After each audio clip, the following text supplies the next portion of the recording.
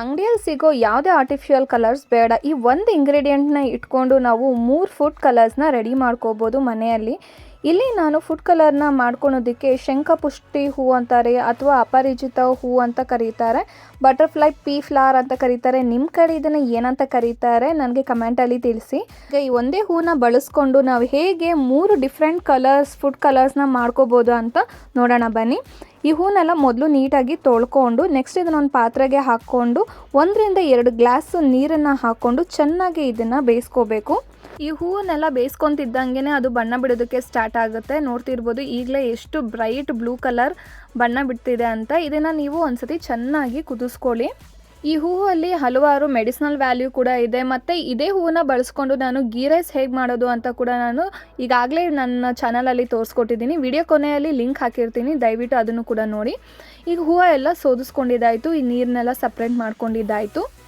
ಈಗ ನಾವು ಒಂದು ಪಾತ್ರೆಗೆ ನಿಮಗೆ ಎಷ್ಟು ಫುಡ್ ಕಲರ್ ಬೇಕೋ ಅಷ್ಟು ನೀರನ್ನು ಸೇರಿಸ್ಕೊಳ್ಳಿ. ಇಲ್ಲಿ ನಾನು 3 ಕಪ್ನಷ್ಟು ಫುಡ್ ಕಲರ್ಸ್ನ ಮಾಡ್ಕೊತಾ ಇದ್ದೀನಿ. ಅದಕ್ಕೆ ನಾನು ಇಲ್ಲಿ 3 ಕಪ್ನಷ್ಟು ನೀರನ್ನ ಹಾಕ್ಕೊಂಡು ಇದಕ್ಕೆ 3 ಟೇಬಲ್ ಸ್ಪೂನಷ್ಟು ಸಕ್ಕರೆನ ಹಾಕ್ಕೋತಾ ಇದ್ದೀನಿ. ನೀವು 3ರಿಂದ 4 ಟೇಬಲ್ ಸ್ಪೂನ್ ಸಕ್ಕರೆನ ಯೂಸ್ ಮಾಡ್ಬೋದು.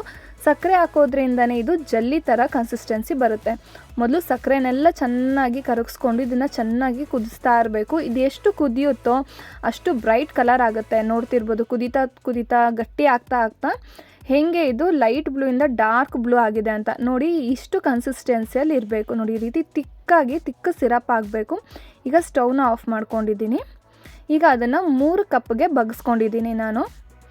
ಅದೆಲ್ಲ 3 ಕಪ್ಪಿಗೂ ನಾನು 1 ಸ್ಪೂನಷ್ಟು ನಿಂಬೆ ರಸನ ಹಾಕ್ತಾಯಿದ್ದೀನಿ. ನಿಂಬೆ ರಸ ಹಾಕೋದ್ರಿಂದ ಏನಾಗುತ್ತೆ ಅಂದರೆ ಇದು ಕ್ರಿಸ್ಟಲ್ ಫಾರ್ಮ್ ಆಗೋದು ಆ ರೀತಿ ಏನೂ ಆಗೋದಿಲ್ಲ. ಸುಮಾರು ದಿನ ಇದು ಫ್ರೆಶ್ ಆಗಿ ಜಲ್ಲಿ ಥರನೇ ಇರುತ್ತೆ. ಈಗ ಅದನ್ನೆಲ್ಲ ಚೆನ್ನಾಗಿ ಮಿಕ್ಸ್ ಮಾಡಿ ಇಟ್ಕೋತಾ ಇದ್ದೀನಿ. ಜಾಸ್ತಿ ನಿಂಬೆ ರಸ ಹಾಕೋ ಅವಶ್ಯಕತೆ ಇಲ್ಲ, ಜಸ್ಟ್ 1 ಸ್ಪೂನ್ ಹಾಕ್ಕೊಂಡ್ರೆ ಸಾಕು.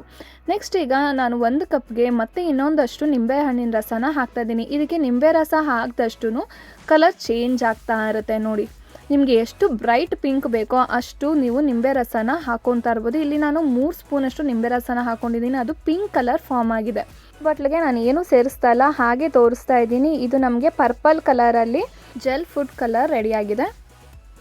ನೆಕ್ಸ್ಟ್ ನಾನು ಇನ್ನೊಂದು ಬಟ್ಲಿಗೆ ಒಂದು ಸ್ವಲ್ಪ ಅಡುಗೆ ಸೋಡಾನ ಹಾಕ್ತಾಯಿದ್ದೀನಿ. ನಾವು ಇಡ್ಲಿಗೆಲ್ಲ ಮಾಡೋದಕ್ಕೆ ಉಪಯೋಗಿಸ್ತೀವಲ್ಲ ಅದೇ ಅಡುಗೆ ಸೋಡಾನ ಹಾಕ್ಕೊಂಡು ಚೆನ್ನಾಗಿ ಇದನ್ನು ಮಿಕ್ಸ್ ಮಾಡ್ತಾ ಬರಬೇಕು. ಚೆನ್ನಾಗಿ ಮಿಕ್ಸ್ ಮಾಡ್ತಿದ್ದಂಗೆ ಇದು ನೀಲಿ ಬಣ್ಣಕ್ಕೆ ತಿರುಗುತ್ತೆ. ನೋಡಿ ಎಷ್ಟು ಬ್ರೈಟ್ ಕಲರ್ಸ್ ರೆಡಿಯಾಗಿದೆ ಅಂತ. ಇದನ್ನು ಕೇಕ್ಸ್ಗೆ, ಡೆಸರ್ಟ್ಸ್ಗೆ, ಪ್ಯಾನ್ ಕೇಕ್ಗೆ ಎಲ್ಲದಕ್ಕೂ ಉಪಯೋಗಿಸ್ಕೋಬೋದು. ತುಂಬ ಚೆನ್ನಾಗಿರುತ್ತೆ. ವಿಡಿಯೋ ಇಷ್ಟ ಆಗಿದ್ರೆ ವಿಡಿಯೋಗೆ ಲೈಕ್, ಶೇರ್ ಮತ್ತು ಸಬ್ಸ್ಕ್ರೈಬ್ ಆಗೋದು ಮಾತ್ರ ಮರಿಬೇಡಿ ಸ್ನೇಹಿತರೆ. ಮತ್ತು ಇದನ್ನು ಯಾವುದಾದ್ರೂ ಏರ್ ಟೈಟ್ ಕಂಟೈನರ್ ಅಥವಾ ಈ ರೀತಿ ಗ್ಲಾಸ್ ಜಾರ್ನಲ್ಲಿ ಸೇರಿಸ್ಕೊಂಡು ಫ್ರಿಜ್ಜಲ್ಲಿ ನೀವು ಏನಿಲ್ಲ ಅಂದರೂ 7-8 ತಿಂಗಳವರೆಗೂ ಸ್ಟೋರ್ ಮಾಡಿ ಇಡ್ಬೋದು. ತುಂಬ ಚೆನ್ನಾಗಿರುತ್ತೆ. ಈ ರೀತಿ ಫುಡ್ ಜೆಲ್ ಕಲರ್ಸ್ನ ರೆಡಿ ಮಾಡಿ ಫ್ರಿಜ್ಜಲ್ಲಿ ಇಟ್ಕೊಂಡಿರ್ತೀನಿ. ನೋಡಿ ಇದು 6-7 ತಿಂಗಳಾಗಿದೆ, ಇನ್ನೂ ತುಂಬ ಚೆನ್ನಾಗಿದೆ. ನೀವು ಟ್ರೈ ಮಾಡಿ. ಸಬ್ಸ್ಕ್ರೈಬ್ ಆಗೋದು ಮಾತ್ರ ಮರಿಬೇಡಿ ಫ್ರೆಂಡ್ಸ್. Thank you.